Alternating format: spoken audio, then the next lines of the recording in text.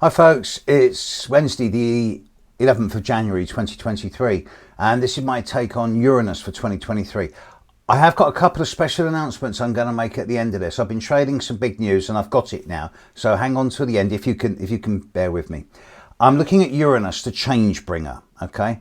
Uranus has been very active in this last year, bringing a lot of concentrated and compressed change into the lives of those people born from the 4th to the 7th inclusive of February, from the 5th to the 8th of May, from the 7th to the 10th of August and the 7th to the 10th of November. This change is still going on. Uranus stands still and stops going retrograde in a week or two's time, and this change will continue to affect these people ongoingly through to the end of April. After which, Uranus begins a whole new cycle and will then start impacting on the lives of those people born from the 8th to the 12th of February, the 9th to the 13th of May, the 12th to the 15th of August and the 12th to the 15th of November. Uranus brings change. Change can be sudden, dramatic, chaotic. It can yank the rug from underneath your feet. It can bring chaos and disorder. It can upset the apple cart. It can bring drama and crisis all of a sudden. It's unpredictable. Change can also be stimulating, innovative, original, exciting and adventurous, with words like independence, freedom and liberty. Uranus is very much around the idea of change. At the time of its discovery, it was the American and the French Revolution, as well as the birth time of someone like, for example, Faraday, were the pioneers of electricity. It was the start of the use of electrical energy, which became electrical current. Uranus has a very electrical energy. Those people born with strong Uranuses in their chart will know that they're much more prone than normal to get static electric shocks, for example, off of cars, shopping trolleys, cats. Uranus itself, the planet, is unusual. All the other planets spin like that. Uranus spins like that. One of its moons, all the moons in the zodiac, all the moons around planets, they all spin around the sun like that. One of Uranus's moons goes like that, the other way round. Everything about Uranus is different. And that's what makes Uranus so interesting. People born with strong Uranian contacts to their sun, moon, ascendant or midheaven, they're different. Not better, not worse, but different. I often say to them, you're not normal. You're not abnormal, you're different. The more you try and be normal, the more you screw up, the more you live life according to your difference, the happier you become and the more fulfilled you live. Uranus people are definitely not boring. In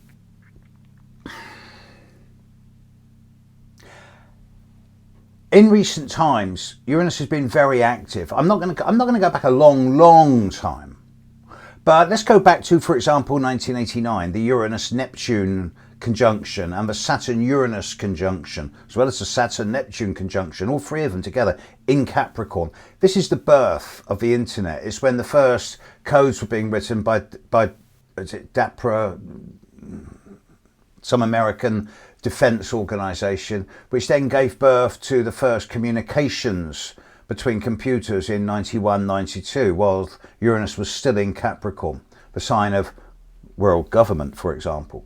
Uranus moved into Aquarius, its own sign, and it was quiet enough. And then by the time it moved into Aries, about 10 years ago, it then went into square with Pluto for a couple of years. This happened about 7 years ago, 8 years ago.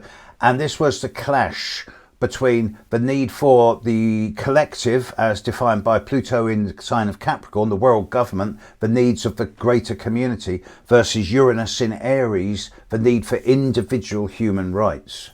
More recently, in the last couple of years, we've had Uranus, where it still is, in Taurus, changing our value systems, changing our ideas about usage of money, seeing the sudden upsurge and then the sudden decline of different forms of money, like crypto, for example, whilst at the same time we've had Saturn in Aquarius, Uranus's sign, trying to bring structure into our ideas of the future, and they've been square to each other.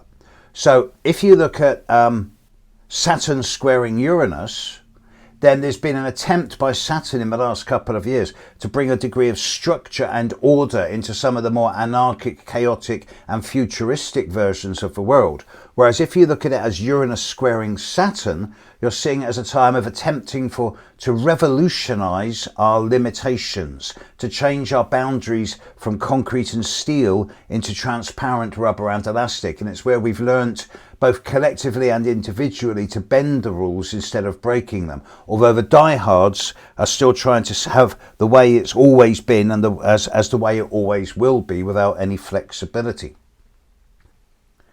Now Uranus is more than midway through Taurus. It's 2/3 of the way through Taurus. In a couple of years' time, it will move into Gemini as Pluto moves into Aquarius, Neptune and Saturn move into Aries, and it'll be part of the biggest shift of concentrated and compressed change we've ever seen in human history. But for the next couple of years, 2.5 years with Uranus and Taurus, we are going to see further changes to the way that we value things, people, situations and environments in our lives. We're going to see further changes in a way that money is both printed and made, spent, valued. There is a great deal of unrest around this. There's a lot of talk around the coming global financial collapse, for example. But I've been hearing this since I started studying astrology back in the mid-1970s. And it's not going to happen the way we expect. It's not going to be a sudden crash where everyone's going to find themselves without any money. That's not going to happen. But one of the things that Uranus is bringing whilst it's in Taurus is a growing sense of awareness of the massive gulf between the haves and the have-nots. And it's exposing the lie of global capitalism in that the elite top 1 or 2% have 98% of the money while most of the rest of us struggle. And that's, for a long time, that balance, when it was sort of 85-15, was manageable, but now it's 98-2. It's not manageable. And that's one of the big changes that's going to be coming in a couple of years' time. More on that another time. But with Uranus in Taurus now, a sign it's not that comfortable in, you need to look at your own chart and ask yourself, well, how are my values changing? Look at the house Uranus is in your own horoscope and ask yourself, how are your values of the areas of that house, whether it's health or career or relationships, how are your values changing and how will they continue to change over the next couple of years?